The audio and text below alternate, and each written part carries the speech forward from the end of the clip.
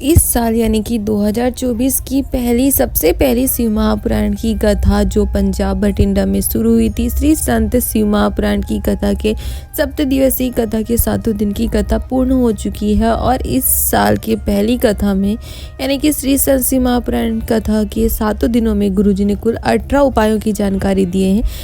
जिसमें से 7 उपायों की जानकारी हम आपको इससे पहले की वीडियो में दे चुके हैं और ये है पार्ट 2 जिसमें हम आगे की बाकी उपायों की जानकारी देंगे। ये सारे उपाय बहुत ही विशेष और अचूक है क्योंकि गुरुजी ने सारे नए उपाय बताए जो आपको इस नए वर्ष में 2024 में महादेव का आशीर्वाद प्राप्त करने के लिए, अपने जीवन के सारे दुखों को, कष्टों को दूर करने के लिए करना है। तो आप एक बार इन उपायों को अवश्य सुने कि गुरुजी ने कौन कौन से नए उपाय बताए हैं और अपने इस नए वर्ष को और भी ज़्यादा सुखमय बनाने के लिए, आनंद पाने के लिए, अपने दुखों को, कष्टों को दूर करने के लिए इन उपायों को आप इन विशेष तिथियों में अवश्य करें। तो चलिए वीडियो शुरू करते हैं और जानते हैं बाकी के बचे उपायों को।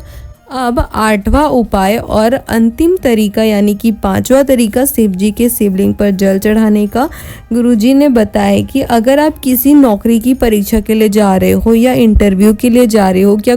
या फिर कोई विशेष परीक्षा आपकी हो रही है 10वीं 12वीं कॉलेज की, या फिर नीट की परीक्षा, MBBS की परीक्षा, या फिर आपके वकालत की परीक्षा, UPSC PSC जो भी परीक्षा हो, विशेष से विशेष एग्ज़ाम की परीक्षा या इंटरव्यू के लिए आप जा रहे हो, तो उसके लिए आपको इस उपाय को करना है। गुरुजी ने कहा कि आपको सबसे पहले शिव जी के मंदिर 1 कलश जल लेकर जाना है। शिव जी के मंदिर पहुंचकर आपको सबसे पहले शिव जी के शिवलिंग के ऊपर जो जलाधारी लटकी होती है, जिसमें से बूंद बूंद पानी शिव जी के शिवलिंग के ऊपर गिरता रहता है, जिसमें शिव जी की 5 बेटियां जया, विषहरा, सामली बारी, दौतली और देव माता का स्थान होता है। उस आपको पात्र में थोड़ा सा जल समर्पित करना है। फिर थोड़ा सा जल आपको माता अशोक सुंदरी के स्थान पर समर्पित करना है और फिर अंत में आपको पूरा जल शिव जी के शिवलिंग के ऊपर अपनी उस नौकरी का, इंटरव्यू का स्मरण करते हुए, अपना नाम गोत्र बोलते हुए, श्री शिवाय नमस्तुभ्यम मंत्र का स्मरण करते हुए पूरे कलश के जल को शिव जी के शिवलिंग के ऊपर समर्पित कर देना है। गुरुजी ने कहा कि अगर आप शिव महापुराण की इस विशेष तरीके से शिव जी पर पूरा आस और विश्वास करके, अपनी पूरी मेहनत करके, पूरी पढ़ाई करके किसी नौकरी की, इंटरव्यू की परीक्षा के लिए जाते हो, इंटरव्यू के लिए जाते हो या किसी दूसरे विशेष कार्य के लिए जाते हो, तो महादेव की कृपा से, महाकाल की कृपा से आपको इसमें सफलता निश्चित ही मिलती है। आपकी जो भी कार्य होते हैं, इंटरव्यू होते हैं, परीक्षा होते हैं, वो महाकाल की कृपा से अवश्य सिद्ध होते हैं। तो ये थे 5 तरीके शिव जी पर जल चढ़ाने के जो गुरुजी ने इस नए वर्ष में 2024 की पहली कथा में गुरुजी ने इस नए साल में अपने कष्टों को, दुखों को दूर करने के लिए 2024 में शिव जी पर जल चढ़ाने के ये 5 तरीके बताए हैं। सारे तरीके नए हैं, तो अगर आपकी भी कोई विशेष कामना हो तो आप इस तरीके से शिव जी पर जल चढ़ा सकते हो। 9वां उपाय गुरुजी ने एक और विशेष उपाय का वर्णन करते हुए बताया कि अगर आपको रात में नींद नहीं आती है, नींद तो आती है पर सो नहीं पाते हो, सोने से के लिए आपको दवाइयाँ खानी पड़ रही हो, सर दर्द होने लगता है नींद ना आने से, तो आपको अपनी नींद की दवाइयों से छुटकारा पाने के लिए इस विशेष उपाय को करना है।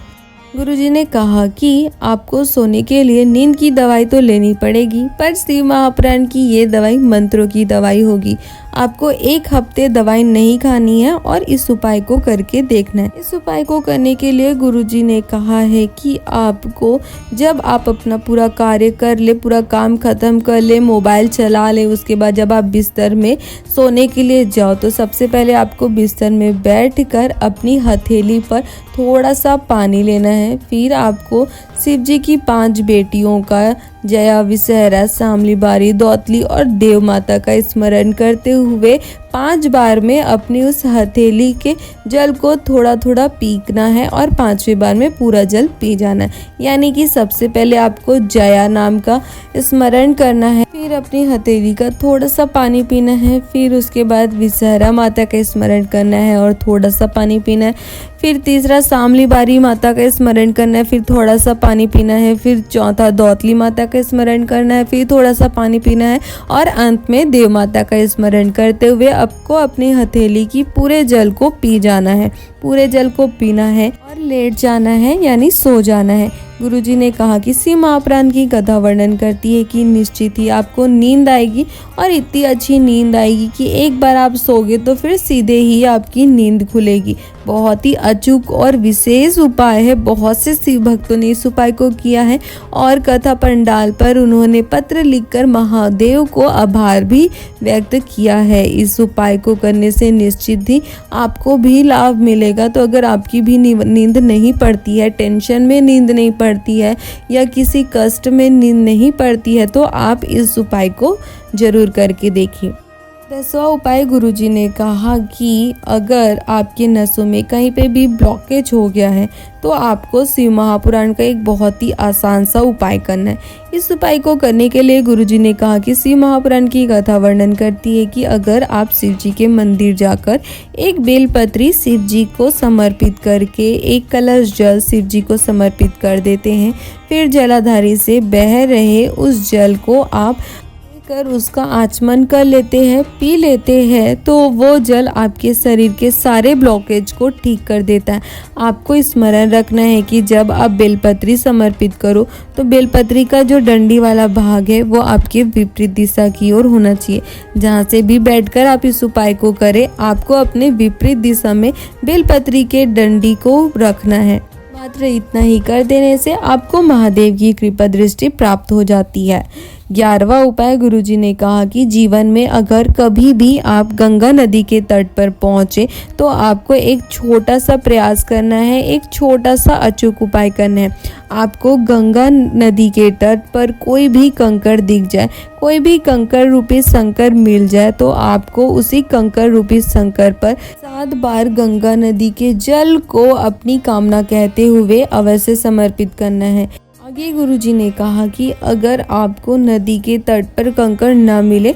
तो आप गंगा नदी के तट पर जो बालू हो, रेत हो, उसी बालू से शिवलिंग का निर्माण कर आप अपनी कामना कहते हुए 7 बार जल समर्पित कर सकते हैं। और अगर आपको गंगा नदी के तट पर कंकड़ और बालू दोनों ही ना मिले तो उस स्थिति में आप गंगा नदी के जल को गंगा नदी में ही 7 बार अपनी मनोकामना कहते हुए समर्पित कर सकते हैं। शिव महापुराण की कथा वर्णन करती है कि अगर आप शिव जी का स्मरण करते हुए अपनी कामना कहते हुए गंगा नदी के तट पर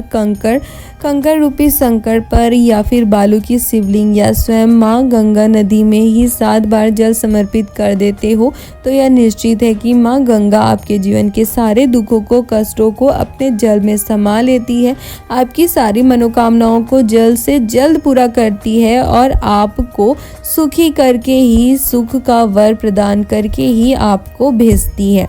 12वां उपाय की जानकारी देते हुए गुरुजी ने बच्चों के लिए एक बिल्कुल नई और विशेष जानकारी दी है। गुरुजी ने कहा कि जो बच्चा मंदबुद्धि हो, जिसकी लार टपकती हो, बिस्तर गंदा कर देता हो, जिसकी बुद्धि का विकास नहीं हो रहा है या शरीर का विकास नहीं हो रहा है या फिर बच्चे का विवेक काम ही नहीं कर रहा हो, गंदगी कर देता हो, ऐसे बच्चों के लिए आपको एक विशेष उपाय अमावस्या के दिन करना है। किसी भी अमावस्या को आप इस उपाय को कर सकते हो। इस उपाय को करने के लिए आपको गाय का जो बछड़ा है, जब वो गाय का दूध पीती है, बछड़ा जब गाय का दूध पीती है तो उसके बाद दूध पीने के बाद उसके मुंह में जो फेन लग जाता है, उस फेन को आपको चम्मच में प्राप्त कर लेना है और अमावस्या के दिन उस बच्चे को उस फेन को पिलाना शुरू करना है। यह उपाय आप 2 से 3 अमावस्या करके देखोगे, आपको खुद पता चल जाएगा कि शिव महापुराण का इस उपाय करने से आपके बच्चे को महादेव की कितनी कृपा प्राप्त होती है, कितना लाभ आपके बच्चे को प्राप्त होता है।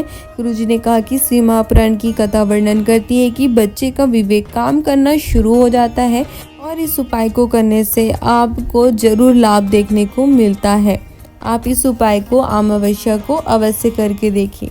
13वां उपाय गुरुजी ने एक और विशेष गृह कलेश को दूर करने के लिए, घर से अशांति झगड़े को दूर करने के लिए बहुत ही नया उपाय बताए हैं। ये उपाय गुरुजी ने पहले नहीं बताए हैं। गुरुजी ने कहा कि आपको सफ़ेद पुष्प और बेलपत्री लेकर इस विशेष उपाय को करना है। आपको शिव जी के मंदिर, शिवालय एक सफ़ेद पुष्प और एक बेलपत्र लेकर पहुंच जाना है। शिव जी के शिवलिंग पर आपको उस बेलपत्री और पुष्प को समर्पित कर देना है। उसके बाद आपको सफ़ेद पुष्प को उठा लेना है और बेलपत्री को शिव जी के ऊपर ही चढ़े रहने देना है। सफ़ेद पुष्प को लेकर आपको बेलपत्री के पेड़ के नीचे पहुंच जाना है और बेलपत्री के पेड़ के नीचे आपको उस पुष्प को, सफ़ेद पुष्प को समर्पित कर देना है। उसके बाद आपको कुंदकेश्वर महादेव का स्मरण करते हुए उस सफ़ेद पुष्प के आसपास जो मिट्टी हो, उस मिट्टी को आपको उठा लेना है। कुंदकेश्वर महादेव का स्मरण करते हुए आपको पुष्प नहीं उठाना है,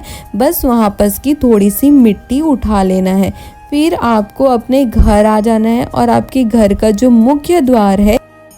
पर प्रवेश करने से पहले आपको अपने सीधे हाथ की ओर यानी कि दाएं हाथ की ओर उस मिट्टी को डाल देना है, लगा देना है और फिर आपको अपने घर में प्रवेश करना है। गुरुजी ने कहा कि शिव महापुराण की कथा वर्णन करती है, जो व्यक्ति इस उपाय को करता है उसके घर में कभी भी लड़ाई नहीं हो सकती, कभी भी उसके घर में गृह क्लेश हो ही नहीं सकता है। उसके घर में हमेशा शांति बने रहती है, बरकत आती है, माता लक्ष्मी का उनके घर में निवास होता है, उनके घर में माता सरस्वती का निवास होता है, वहाँ के लोगों में बुद्धि आती है और उनका भाग्य उदय होता है। उनके घर में कभी भी कोई भी तकलीफ नहीं आ सकती है। बहुत ही विशेष उपाय है जो आप किसी भी दिन कर सकते हो, पर अगर आप शिव जी के कुछ विशेष तिथियों में अगर सोमवार को करते हो या फिर शिवरात्रि को करते हो, मासिक शिवरात्रि को जो हर महीने पड़ती है, या फिर प्रदोष के दिन करते हो जो हर महीने पड़ती है, या फिर आप सोमवार की अष्टमी को करते हो, महाशिवरात्रि को करते, किसी भी शिव जी के विशेष दिन को करते हो, तो ये और भी अच्छा होगा, शुभ होगा। तो आप इस उपाय को एक बार अवश्य करें। 13वां उपाय गुरुजी ने कहा कि अगर पेट में गांठ हो गई हो, गर्भाशय में गांठ हो गई हो या शरीर में कहीं पर भी गठान हो गई हो, गांठ हो गई हो, तो आपको इस शिव महापुराण के विशेष उपाय को करना है। इस उपाय को करने के लिए गुरुजी ने कहा है कि आपको शिव जी के मंदिर एक बेलपत्र और 7 दुर्वा लेकर जाना है। शिव जी के मंदिर पहुंचकर आपको शिव जी के शिवलिंग के ऊपर 7 दुर्वा और बेलपत्र को समर्पित कर देना है। आप बेलपत्र को उत्तरमुखी होकर ही अर्पित करें, यानी कि आपको शिव जी के शिवलिंग में दक्षिण दिशा की ओर खड़े होना है और अपना जो मुख है वो उत्तर दिशा की ओर करना है और फिर उस तरीके से बैठकर उत्तर दिशा की ओर मुख करके बैठकर आपको शिव जी के शिवलिंग पर बेलपत्री समर्पित करना है और 7 दुर्वा को समर्पित करना है। बेलपत्र आप हमेशा उल्टी अर्पित करते हैं, पर इस उपाय के लिए आपको बेलपत्र सीधी समर्पित करना है, यानी कि बेलपत्री के चिकने भाग की ओर आपको 7 दुर्वा को रख देना है। उसके बाद वैसे ही आपको शिव जी के शिवलिंग के ऊपर समर्पित कर देना है। कुंदकेश्वर महादेव का स्मरण करते हुए आपको इस उपाय को करना है, यानी कि 7 दुर्वा और बेलपत्री को समर्पित करना है। बेलपत्री और दुर्वा समर्पित करने के बाद आपको कुंदकेश्वर महादेव का स्मरण करते हुए महादेव से औषधि के रूप में उस दुर्वा और बेलपत्र को मांगना है और फिर उसे उठा लेना है और अपने घर आ जाना है। गुरुजी ने कहा है कि आपको अगले दिन से, घर आने के बाद आपको अगले दिन से रोज़ एक एक दुर्वा खाना शुरू करना है और जब 7 दुर्वा ख़त्म हो जाए उसके बाद 8वें दिन में आपको उस बेलपत्री को खा लेना है। इस प्रकार से यह उपाय आपका 8 दिन में पूर्ण होगा। यह उपाय भी आप किसी भी दिन से प्रारंभ कर सकते हैं, सोमवार या प्रदोष के दिन या फिर मासिक शिवरात्रि से अगर आप इस उपाय की शुरुआत करते हो तो ये और भी अच्छा होगा, आपको जल्दी ही महादेव की कृपा प्राप्त होगी। अब बढ़ते हैं श्री संत शिव महापुराण की कथा में गुरुजी द्वारा 2024 की पहली कथा में गुरुजी द्वारा बताए गए आखिरी अंतिम उपाय की जानकारी की ओर। तो गुरुजी ने कहा कि अगर आपके घर में कोई नशा करता है, शराब पीता है और घर में क्लेश करता है, झगड़े करता है, अपशब्द बोलता है या व्यसन में कोई लगा हुआ है, गलत आदतों में डूबा हुआ है, तो उसके लिए आपको इस उपाय को करना है। इस उपाय को करने के लिए आपको मात्र 7 दुर्वा लेकर शिव जी के मंदिर पहुंच जाना है। शिव जी के ऐसे मंदिर आपको जाना है जहां पर शिव जी की पूरी फैमिली हो, यानी कि गणेश जी की भी मूर्ति हो और माता पार्वती की भी मूर्ति हो। वैसे तो आपको इस उपाय को गणेश जी की मूर्ति के साथ करना है, तो अगर जहां पर गणेश जी और शिव जी हो वहां भी आप जाकर उस मंदिर में भी जाकर इस उपाय को कर सकते हो। तो ऐसे मंदिर पहुंचकर शिव जी के मंदिर जाकर आपको 7 दुर्वा के पीछे में थोड़ा सा लाल चंदन लगा लेना है और गणेश जी को कुंदकेश्वर महादेव का नाम लेते हुए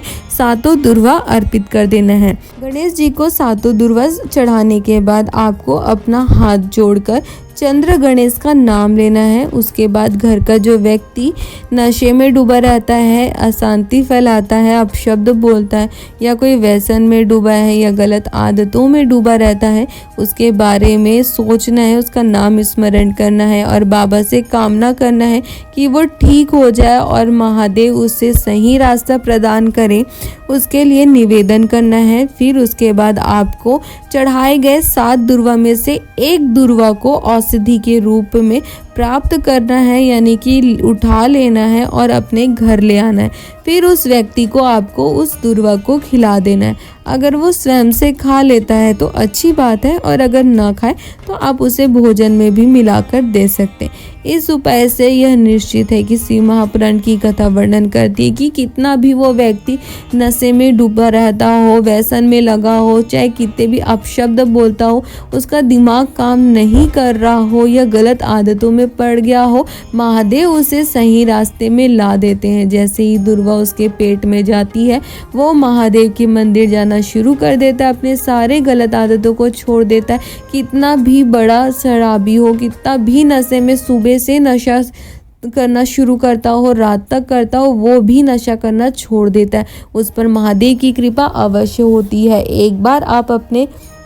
घर में शांति लाने के लिए, अपने घर के किसी व्यक्ति को सुधारने के लिए, उसके नशे को छुड़ाने के लिए, उसे सही रास्ते में लाने के लिए कोई भी इस उपाय को कर सकता है। माता, बहन, पत्नी, कोई भी भाई इस उपाय को कर सकते हैं। तो ये थे श्री संत शिव महापुराण की कथा में 2024 की पहली कथा में, 7 दिवसीय कथा में गुरुजी पंडित प्रदीप जी मिश्रा जी द्वारा बताए गए सारे विशेष उपायों की जानकारी, पूरे 18 उपायों की जानकारी। अगर आपको ये उपायों की जानकारी अच्छी लगी हो तो आप हमारे वीडियो को लाइक कर सकते हो और अपने परिवार वालों के साथ या अन्य शिव भक्तों के साथ इसे शेयर भी कर सकते हो, ताकि उन्हें भी कथा की ये सारी जानकारी प्राप्त हो सके और वो भी 2024 में गुरुजी द्वारा बताए गए 2024 के नए उपायों को जानकर, इन उपायों को करके महादेव का आशीर्वाद प्राप्त कर अपने जीवन के सारे दुखों को, कष्टों को दूर कर अपने जीवन में आनंद और सुख की प्राप्ति कर सके।